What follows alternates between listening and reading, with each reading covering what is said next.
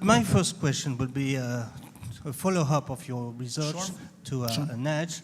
I'd like to see and to know from your research more precisely what are the skills and how can you quantify them that you have seen in your surveys? Sure. So I think on one of my slides I showed what the key skills are for different job roles. Mm-hmm. So some of the common skills emerging were resilience, lifelong learning, flexibility, critical thinking, problem solving, and these are some of the skills that have to be taught from a very young age. And I think GTTP here is doing a great job in teaching those skills, and I think that's great. And also, and then we also have digital skills that are needed amongst all, across all roles. It sounds like these skills are not belonging to the travel and tourism industry only. And what strikes me, most of them are very, very close to the skills demanded by the care sector. So it's interesting to see that there are bridges between different sectors. Yeah. Travel and tourism really is a combination of different industries. I think there's a common misperception amongst, amongst other people about travel and tourism just being about hospitality, but it really offers jobs for engineers, lawyers, chefs, economists. So we can consider maybe that tourism and travel and tourism is a lab for the other sectors.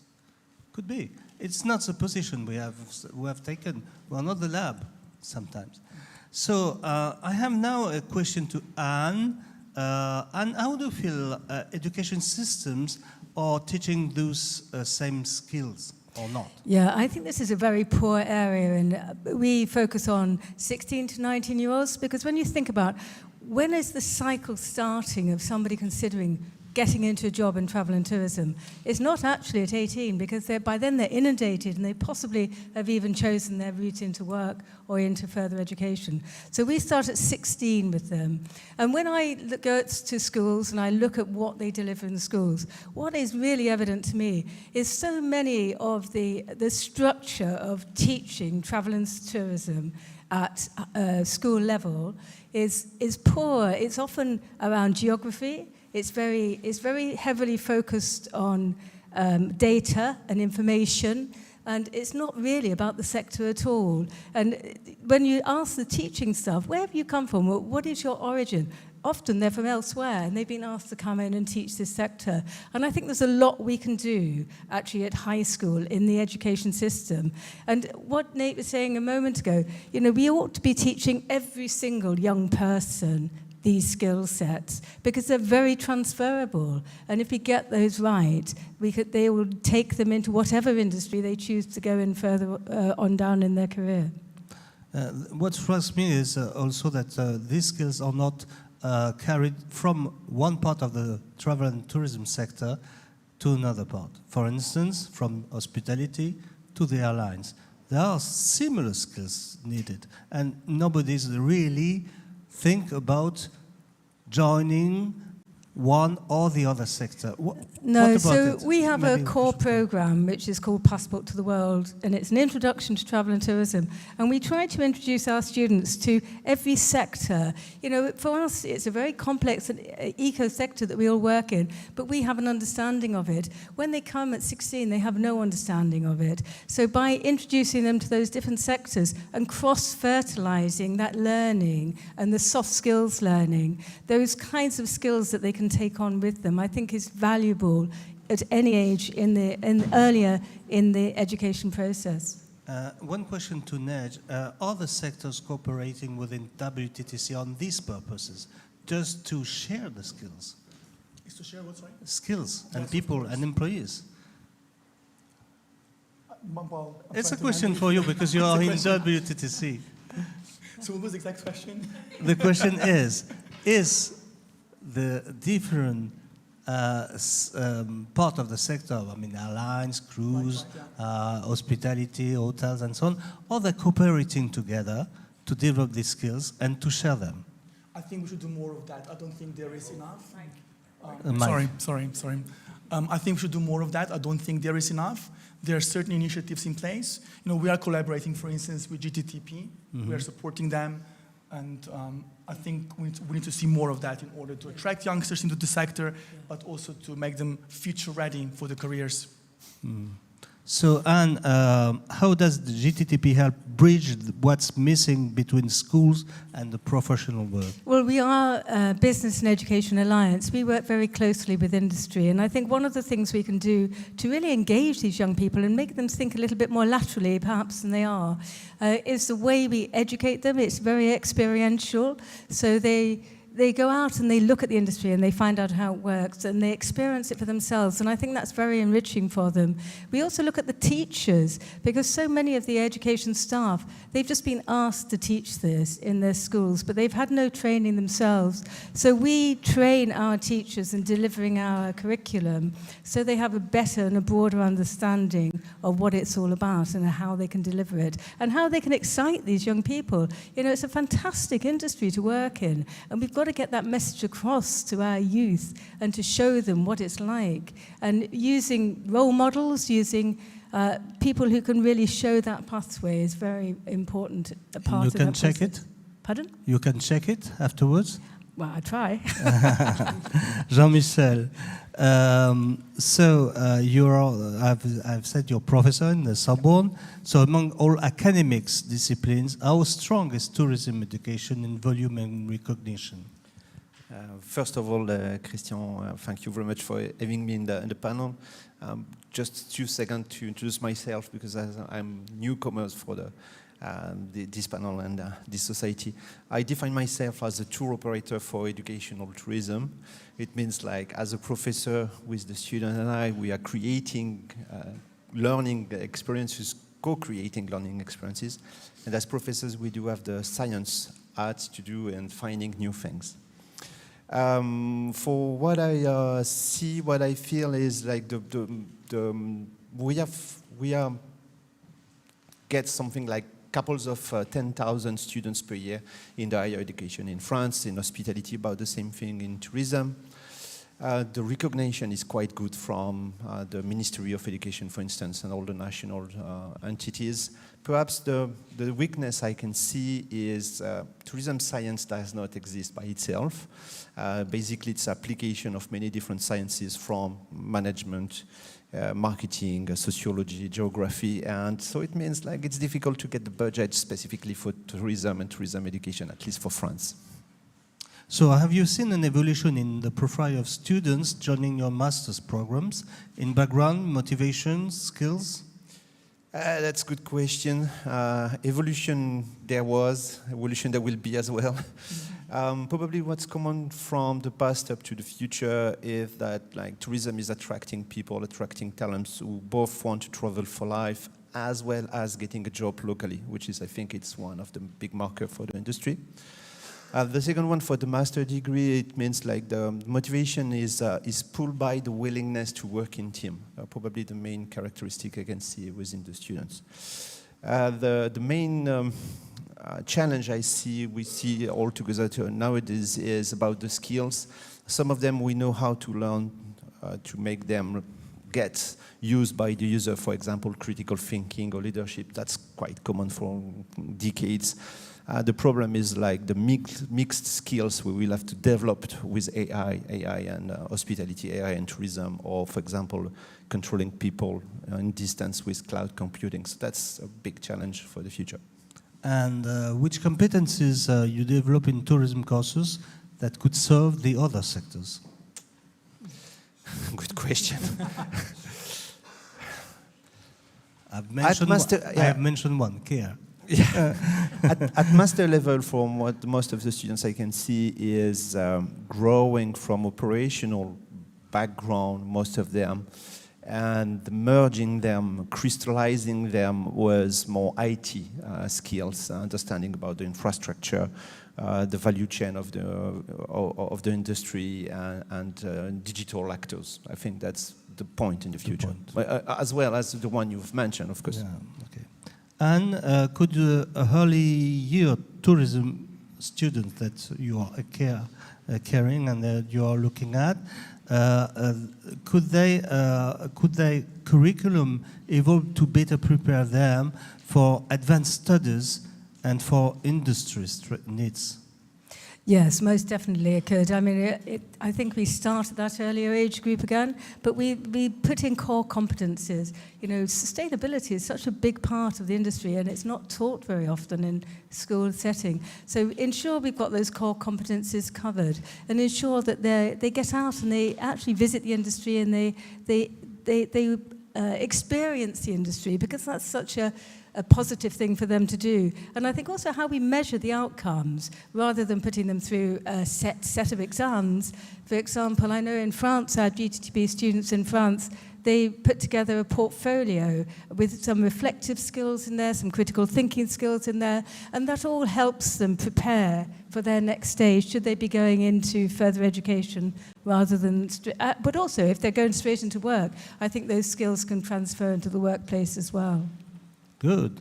And Nejc, could this better alignment of education and skills help address the global shortage of work for the sector, for tourism? Yes, absolutely. I also want to say one of the key challenges that came out from our interview process for the research project was that employers don't think that youngsters have enough practical skills.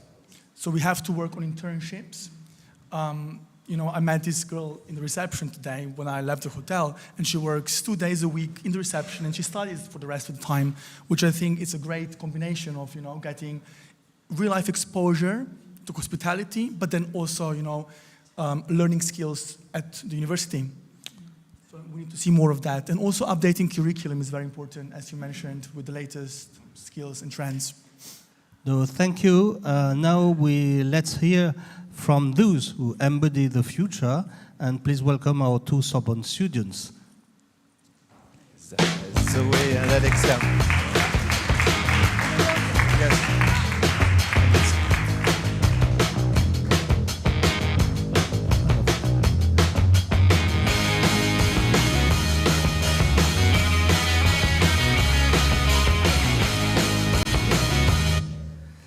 So, first of all, I want you to introduce yourself, and we can go with you first. So, hello. Yes. My name is Zoe Rischuker. It's working now. Okay.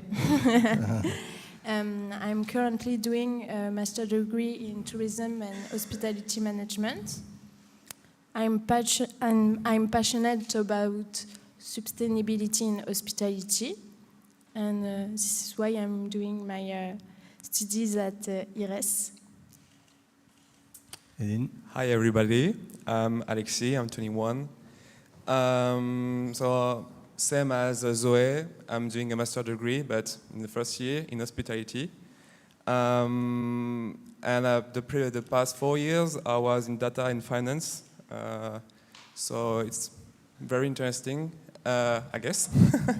And I would like to create my hostel somewhere in the world, maybe more hostel, but I will see. You have ambition. Yeah. That's good. First of all, we'd like to see a video that you have prepared with your fellow student, and then we can show the video first.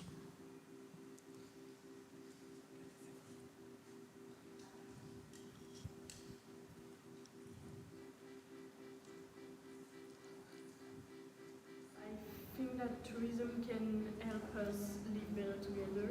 Tourism can educate people and create bridges between people.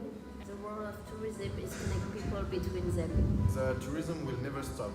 The tourism will play an important role in connecting cultures and supporting local economies. I believe that tourism can really help us to improve our understandings about our world, our environment, and of course, each culture and each other.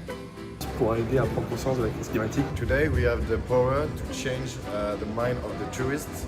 It will focus more on sustainability and helping people discover the world in a respectful and responsible way. We have the key and we have to change that.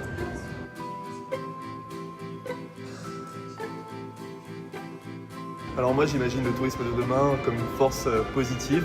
I think that the future of tourism will be full of promises and challenges. Et évoluer de plusieurs manières. With the data managing, especially with the AI. With the rise of social networks and artificial intelligence. Government and industry professionals will work together to build a more sustainable model. People will travel and stay in the place longer. One point important is why we go so far. Maybe we have to encourage the tourism of proximity.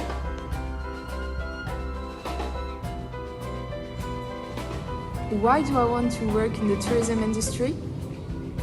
Yeah, it's really simple. I wanted to work in the tourism industry because I enjoy meeting people from different places and making their experience memorable. I want to work in tourism because I want people to feel like they're at home, even though they're away from home. It's because I love my islands, Tahiti and its islands, and I would like to contribute to the development of my islands. À peu près tout ce que j'aime, les rencontres, l'organisation, la culture.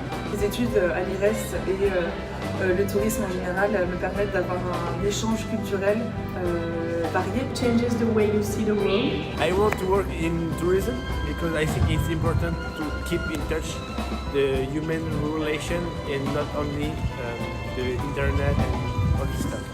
And yeah, I want to work in this field to help create those kind of moments and experiences that bring people closer and make the world a bit more open and kind. Je veux avoir un impact surtout sur le futur et j'ai envie d'en faire partie.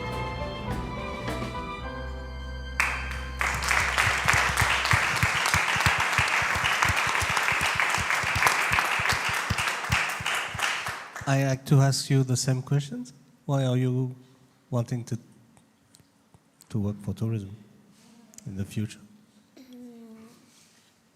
To meet new peoples, to create experiences, to discover new places and rediscover our own places. And you, Alexei? I love traveling, and the main thing about that is to just meet other cultural and other people from other countries. And I think it's the main reason for me just to work in tourism, to share my culture with other people, and yeah, for the rest of my life. When we prepared this session with you, you told me that you began your studies, your university study, academic studies, in data analysis. Why changing? Yeah, so it's a bit surprising. So I have a bachelor degree in data and a master in finance and insurance, but well. And 2 years ago, 2 years and a half, I started to travel alone around Europe in a lot of countries. And I discovered the concept of hostel. It was unknown for me. And the first night, I knew that I wanted to create my hostel. And at this time, it was strange because I was in internship for 2 years as a data analyst in Lyon. And I discovered to work in an office. And no, it wasn't for me. And I need speak with people and not to be in front of a computer all of my day. And yeah. So it's just you change your mind, I didn't. Yeah. And maybe in the next years my mind will change, but I hope I'm open for everything right now. But I think it's the first time in my life that I have a goal, and I want to work in a specific field. And what about you, though? You began with management, accounting? Yes, accounting. I had the same experience that Alexis. I did some internship, for example, in human resources. And I was missing something, so I think the fact of connecting with people create something real, have an experience, and I refined this in tourism and in the hospitality industry especially. To you both, one question, because we can begin with you, Alexei. What what does excite you most about working in tourism today? Why today? Because do you forecast that tourism is going to change, or are you happy with tourism as it is today? As we saw, everybody here from today and yesterday, this industry is very challenging and with high risk, by the way, but I want something challenging in my life, and the fact that everything, I think it's possible in tourism in the next decade. So, yeah, for me this is the reason, because it's challenging. How about you, Suri? I agree. I think it's really important to have some challenge in life and to have a goal. So I like to improve and have new interests, and tourism is changing every day. So. And last question, but not least, do you see yourself in the industry in 10 years from now, and what role would you play? That's a very difficult question. Yeah. Yeah, on hostels. Except hostels, maybe. I think that I will work in hospitality, but as an owner and with the goal to put my vision of tourism and to create something that represents myself in hospitality. Why not applying to Accor, for instance? I'm sorry? Why not are you applying to Accor? Oh. Or Marriott or Intercontinental? Big ones. I think that I won't be the owner of. I think it's. There is something more than being an owner. Why don't you want to be a leader? And I think that I could be a leader. I'm not a leader right now, but I could be a leader, and I believe in me, and I want to take the risk. If it don't work, it's okay. I will move in the industry as an employee. I have the same question for you, Zoe, but it's different. Your point of view is different, I know. No, I understand what he's saying. You don't have. You can have your own decision. You are the master of your of your destiny, but I'm not sure about what I want to do with my life after. To be really honest, but I think I will work with the different opportunities, and we'll see. So I have a question, but you need not to listen to Jean-Michel. If you could change one thing about how tourism is taught or perceived, what would you do? What would it be? That to work in tourism is difficult, and that right now I think the image of tourism is a field that is like pollution, is bad for the planet and everything, and it's like what people discussed here is to change this mentality, and that people could travel sustainable. Okay, and you, Zoe? Something to change in the way you are taught tourism in the Sorbonne, of course. In 10 years? No, now? No. If you would change something. Suggest something, maybe. What would I change? It's a huge question. Maybe a different way of traveling, not improve the train station, and I don't know. Use less footprint carbon, and Okay, and you, Jean-Michel, what would you change in the way you are teaching tourism? Well, that's for sure a difficult question. I think the most difficult thing is we need to teach something that we don't know. And in the past, it was the case. Like all the jobs, like 10 years ago, 20 years ago, people say, oh, I don't know what kind of job I will have and whatever, but we can still train them for skills. Probably what's changing nowadays is like we don't even know which tool we are going to use because the AI is going to revolutionize completely the way education is processed. So that makes things difficult, and how to include more, to have the AI helping us, all of us, in learning for the future. So I'd like you, the three experts, to answer a question after listening to the students.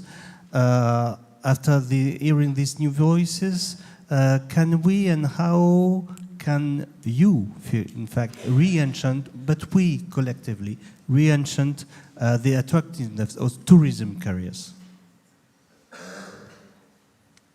I agree with you. Like, I'm pretty sure that the tourism industry is quite special. You can be as big as hundreds of thousands of employees in company, or be your sole entrepreneur and be by yourself a leader controller. So that's really attracting people. The second one is like you can work everywhere in the world, including at home. It's very special for this industry. So that's probably the two things really attracting people. The rest you can change. Like you can be in a restaurant, working in a restaurant, can be working in a hotel, you can be working as a guide, tourist guide. It's basically the same thing. What about you, Han? Well, do you know what I'm remembering? We hold a student conference every year, and we ask our students to produce a piece of research. And last year, we asked them to produce research which showed how social media can be used to attract talent to travel and tourism.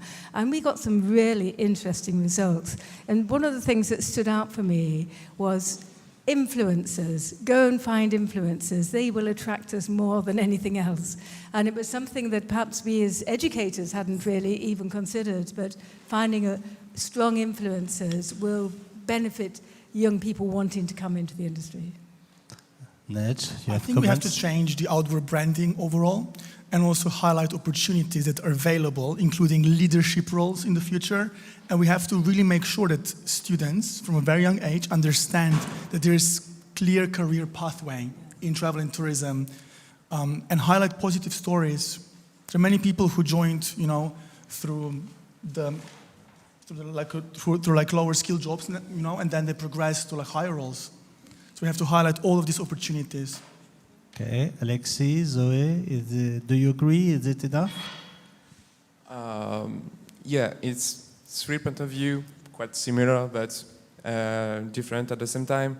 And yeah, but I'm just a student. I'm just discovering the tourism industry right now. But like you said, yeah, I think, yeah. You're convinced, in fact. Your conviction is high. Oh, okay. And Zoe? Yeah. Yes, I agree. I think it's the way of thinking and the way of see the different, like on the social networks, it can be bad, but it's not always, we can see different things. And do you fear AI?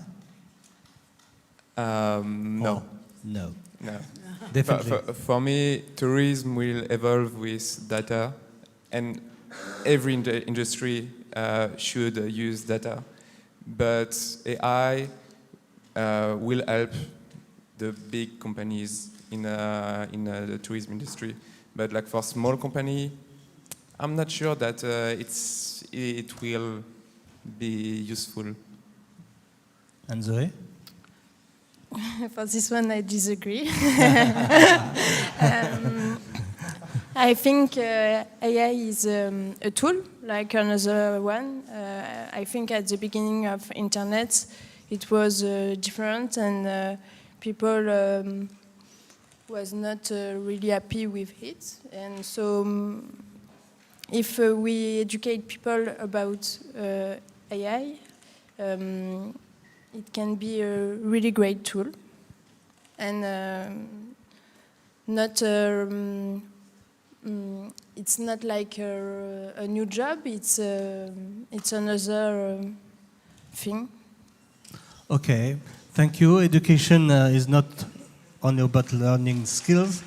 It's about finding meaning. You told them you have meaning, you have really convictions, and we thank you for that. And hopefully, if you can convince your colleague, it could be very interesting. I want the students to climb and to join us, all the students of the picture, because you collaborated, all of you, to this session.